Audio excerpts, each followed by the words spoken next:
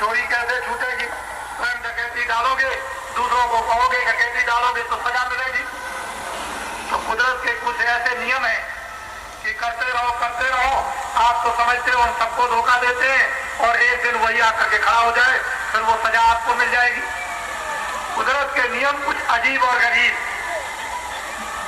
यह रहस्य वो जग जाने जो जिसका मिलाप उससे हो जाए, उस रहस्य को वो जानता। ऐसे अजीब और गरीब उसके कुदरत के विधान और नियम है, हम लोग नहीं समझ पाते हैं। तो कुछ ऐसा काम करो कि जो मुझ में गुण हो दूसरों को दे दो और अपने अवगुणों को छोड़ दो, तो काम धीरे से बन जाएगा। लेकिन दूसरों को शिक्षा देते हो और आप गड्ढे में गिरते हो तो कैसे काम होगा? बहुत मुश्किल की बात। तो ये जन समुदाय है, उसके सामने एक समझ।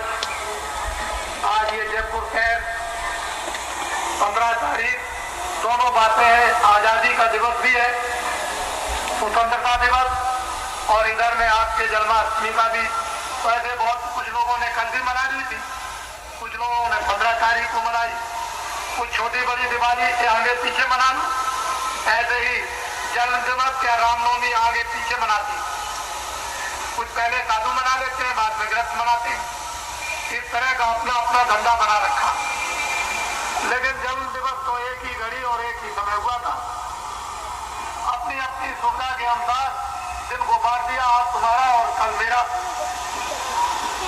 तो किसी ने कल कर लिया, किसी आज ये भी दिवस है और वो भी दिवस, राष्ट्र का भी दिवस है और एक धर्म का भी दिवस है। तो ये जयपुर रामलीला मैदान है, यहाँ तो राम का एक स्वप्न था। इस स्थान पर जब क्वार का महीना आता है तो दिखाया जाता है, बताया जाता है। उसी स्थान पर आज ये जन्माष्टमी का एक सुर संदेश लोगों को सुनाया जा रहा कि 5 तत्वों में जीवात्मा 8 गांठों में बंधी हुई है, इसलिए उसको जन्माष्टमी कहते हैं। रजोगुण, तमोगुण, सतोगुण 3 तो ये है, और जल, पृथ्वी, अग्नि, वायु, आकाश, इन 8 रस्सियों में जीवात्मा की गांठ बंधी। अगर कोई आदमी इन 8 रस्सियों से छोड़ ले जीवात्मा को, तो छोड़त गिरत पाओ जो कोई, तब ये जीव किरारत हुई। इस जीवात्मा का जन्म जब भी होगा और जन्माष्टमी उसी दिन पूरी हो जाएगी जिस दिन 5 तत्व और 3 गुणों से जीवात्मा खोल दी जाएगी। उस दिन सच्चा जन्म जन्माष्टमी का इन जीवात्माओं का होगा। तो वो आज आपको संदेश सुनने को मिल रहा है। इसलिए बाबा जी का जो संदेश है वो आपसे विनीत प्रार्थना है कि आप लोग शराब पीना छोड़ दें, ताड़ी पीना छोड़ दें, मांस, मछली, अंडा खाना हिंदू, मुसलमान, ईसाई छोड़ दें, चोरी, डकैती, कत्ल सभी लोग मानो मात इसको छोड़ दें। और क्या छोड़ दें? कोई आंदोलन, कोई हड़ताल, कोई तोड़फोड़ मत करो। दिन में काम, शाम को बच्चों की सेवा, उसके बाद भगवान का यानी खुदा की इबादत घर में या मस्जिद मंदिर में बैठ के करो। सारी दुनिया की मानवता, इंसानियत की ये तमाम बदनीयती और खराबी, झंझट और झगड़े सब के सब इन 3 कामों के करने पर खत्म हो जाएंगे। सारा राष्ट्र, एक आबादी, एक आराम के उस समय काल में पदार्पण लेगा जबकि लोग सभी मानव मात्र आराम का एक अनुभव करने लगेंगे, सुख शांति का इनको अनुभव होने लगेगा और वस्तुओं की भरपूरता का शरीर रक्षा के लिए इनको अनुभव होने लगेगा। 1.5 साल के अंदर पहला एक देवता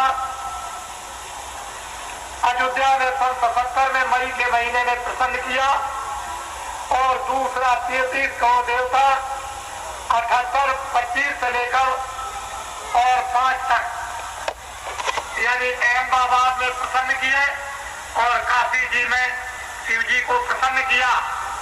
और पहले से बताया आपको कि चावल और गन्ना इतना पैदा होगा जो अभी तक 30 साल में नहीं हुआ, अनाज इतना पैदा होगा जो 30 साल में नहीं हुआ।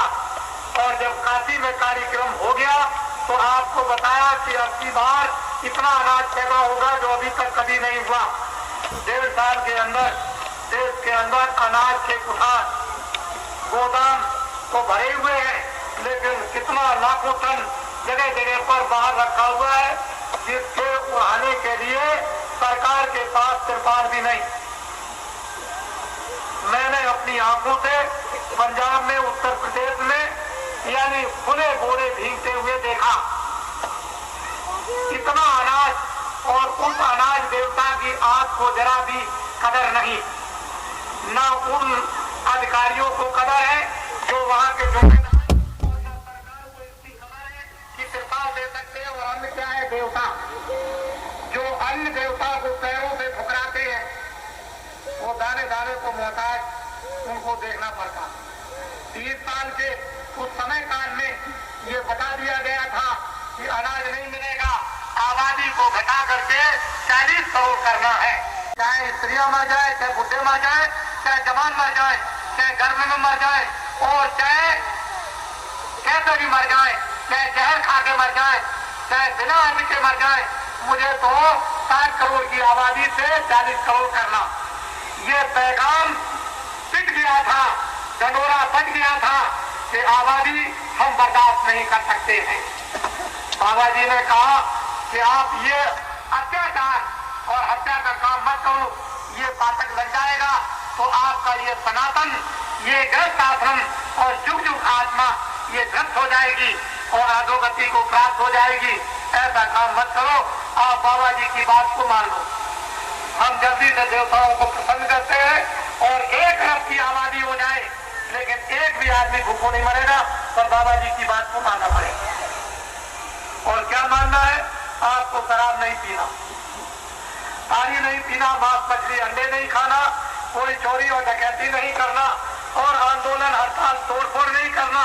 दिन में काम करो, शाम को बच्चों की सेवा करो, और जितने कपड़े पहनना चाहो पहनो, और 100 बार खाना चाहो खाओ, और मकानों में रहो, और कोई कमी नहीं होगी, लेकिन बाबा जी की बात मान लो। इसमें तुम्हारा नुकसान क्या? कि कपड़े भी मिले, इफरात भोजन भी मिले, सब्जी फल भी मिले, दूध मक्खन भी मिले, रहने को मकान भी मिले, 1 अरब की आबादी हो जाए, और फिर समय समय पर पानी, जाड़ा, गर्मी आपको मिले, तो आपको और क्या चाहिए? लेकिन बुरे दिन देखना चाहते हो तो मैं क्या करूं?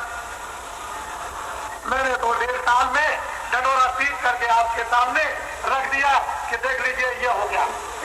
और इतने कहने पर भी रेडियो अखबार नहीं बोल रहे थे। फिर मैंने ये कहना शुरू किया कि मैं आपसे बुला ही दूंगा, देखे कैसे नहीं आप बोलते हैं। तो अंत में जाकर जब इतना ढंढोरा पीटा कि सारे देश में जन जन में आवाज पहुंच जाएगी, तब रेडियो बोला, तब उसकी जान निकली, एक सांस निकली, और उसमें से आवाज आई कि हाँ, इतना अनाज पैदा हो गया है जो अभी तक कभी नहीं हुआ। रोज रोज वो भी नहीं बोलता, वो भी रोज रोज नहीं कहता, क्योंकि बाबा जी की बात सिद्ध हो जाएगी। चलो एक बार कह दिया तो हो गया। अरे भाई, बाबा जी की बात क्या थी? तो रात की बात थी, ये तो मानव की बात थी, जिसके लिए चिल्ला रहे थे। अब तो कोई जबरदस्ती नहीं हो रही नस काटने की, कोई गर्भ नहीं गिराए जा रहे, कोई आपको सताया नहीं जा रहा, और इतने के ऊपर में किसी अनाज की कमी नहीं। बाजार में जाओ, चावल ले आओ, सब्जी ले आओ, चीनी ले आओ, गुड़ ले आओ, ये ले आओ, वो ले आओ। अब ये बात अलग है कि आप कहोगे महंगाई हो गई, तो अब इसके लिए मैं क्या करूं? आपस में रहोगे, समय सेवा का लड़ने में जाएगा, बद इंतजामी हो जाएगी,